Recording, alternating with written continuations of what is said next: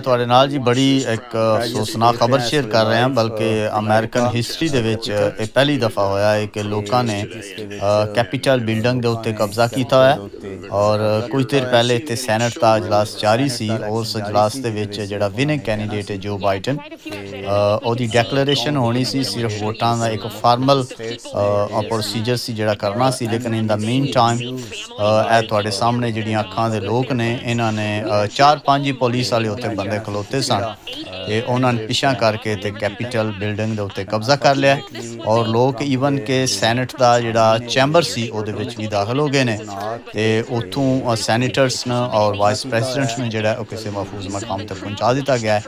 ਇਹ ਜਿਹੜਾ ਡਰਾਮਾ ਹੈ ਇਹ ਨਾ ਸਿਰਫ ਅਮਰੀਕਨ ਹਿਸਟਰੀ ਦੇ ਵਿੱਚ ਬਲਕਿ ਆਉਣ ਵਾਲੀ ਇਨਸਾਨੀ ਤਾਰੀਖ ਦੇ ਵਿੱਚ ਯਾਦ ਰੱਖਿਆ ਜਾਏਗਾ, ਜਿਹੜਾ ਕਿ ਇੰਤਹਾਈ ਅਫਸੋਸਨਾਕ ਲम्हा है और इंतहाई अफसोसनाक दिन है अमेरिकन हिस्ट्री वास्ते भी और दूसरी डेमोक्रेटिक कंट्री वास्ते भी। सैनेट का इजलास तुसीं देख रहे हो कि सीढ़ियां ते जिथे जो बाइडन ने बहना सी और ऐलान करना सी अपनी विलिंग विक्ट्री का, उत्थे इस वेले डोनाल्ड ट्रंप दे जिहड़े हामी ने वो कब्जा करके बैठे ने ते ये अमेरिका की तारीख दे विच पहली दरवाज़ है वो बिल्डिंग है जी जिथे दुनिया दे डेमोक्रेसी दे थोड़ी देर पहले चैंपियन बैठे सन ते इस बिल्डिंग दे विच हुण बागियां ने कब्जा किया है और थोड़ी देर पहले सैनेटर्स जिहड़े ने इत्थे बह के ते खिताब कर रहे सन और बड़ी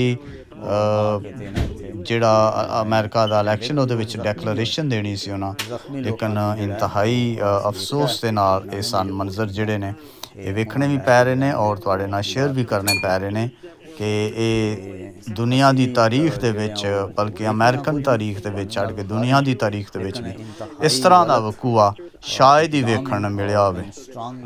ਇਹ ਉਹ ਬਿਲਡਿੰਗ ਹੈ ਜਿਹਦੇ 'ਚ ਬਹਿ ਕੇ ਤੇ ਪੂਰੀ ਦੁਨੀਆ ਦੀਆਂ ਜਿਹੜੀਆਂ ਡੈਮੋਕ੍ਰੇਸੀਜ਼ ਨੇ ਜਿਹੜੇ ਮੁਲਕ ਨੇ ਉਹਨਾਂ ਨੂੰ ਹਦਾਇਤ ਜਾਰੀ ਕੀਤੀਆਂ ਜਾਂਦੀਆਂ ਨੇ ਤੇ ਇੱਥੇ ਇੰਤਹਾਈ ਸੈਡਲੀ ਔਰ ਅਸੀਂ ਇਹ ਵੇਖ ਰਹੇ ਹਾਂ ਕਿ ਇਹਨਾਂ ਲੋਕਾਂ ਨੇ ਇੱਥੇ ਇੰਤਹਾਈ गलत इकदाम इन्हां दा स्ट्रांगली कंडेम्ड किया जा सकता है। आप देख रहे हैं कि ये कैपिटल को इन्होंने कंट्रोल किया हुआ है, इसके ऊपर इनका मुकम्मल चंद ही लोग सन जी जिन्हां इस बिल्डिंग के उत्ते जिहड़ा कब्जा किया ना सिर्फ इत्थे बल्कि अंदर भी लोग दाखिल हो गए ने। अंदर वेखो ना जी किस तरह के लोग जिहड़े ने सैनेट का जिहड़ा मेन चैंबर है उहदे जै बह के ते उन्हां कुर्सियां उत्ते बह के ते खुद जिहड़ा ना उन्हां वज़ाहतां करनियां शुरू कीतियां और यह नतीजे निकलते हैं जिस वेले कौमां दी तारीख दे विच कोई भैड़े ते शुद्ध बंदे जिहड़े ने वो हुकूमतां दे विच आ जांदे ने ते उस वेले कौमां दियां हिस्ट्रियां जिहड़ियां ने वो बदल जांदियां।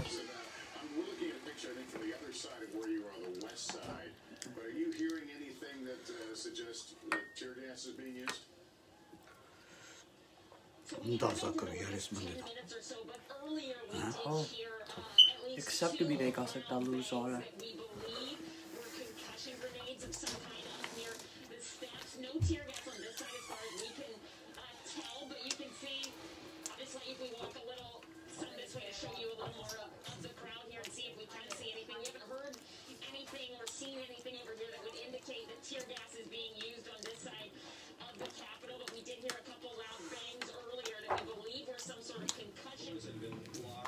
Just a few moments ago, however, the senator told me that they're now being moved out of the Senate chamber. The United States Senate is being evacuated. Members of the Senate are being led to a secure location. So they'll be taken probably out of the Capitol building by House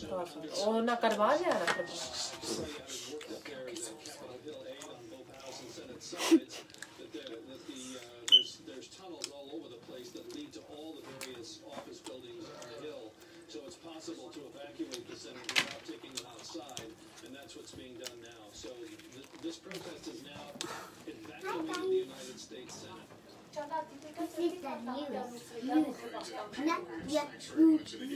Much of this crowd fired up by the president himself.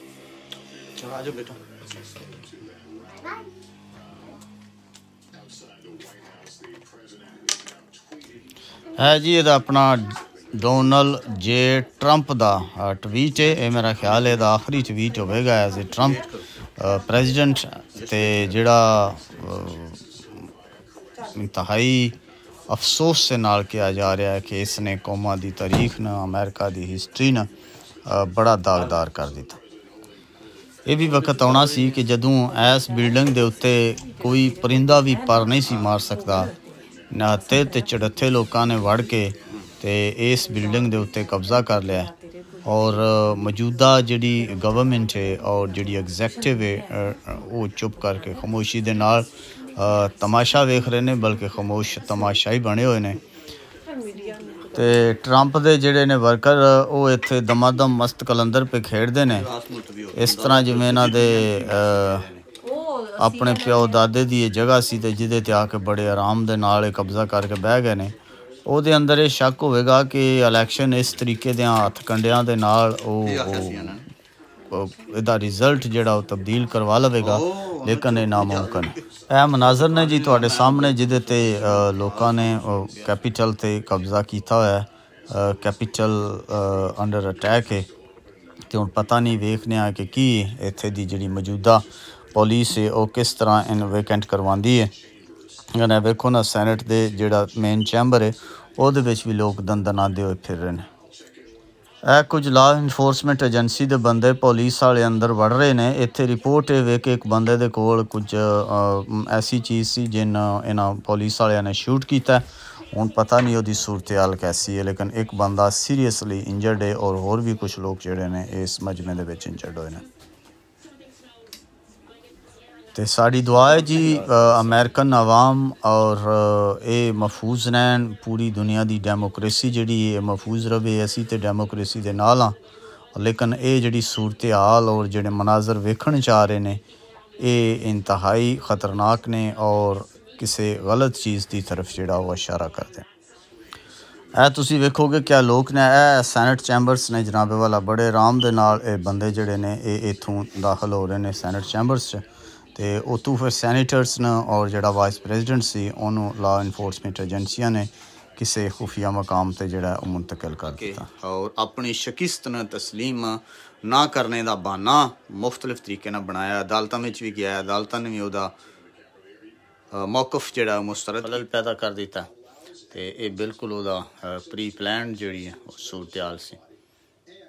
तुसीं साडे नाल वेखो कि की सूरत हाल हो रही है, लेकिन पूरी दुनिया के वास्ते बड़ी तशवीशनाक किस्म की सूरत हाल है, क्योंकि इत्थे बड़ा मुल्क है। तो इंज अगर किसी होर मुल्क च हो रहा होंदा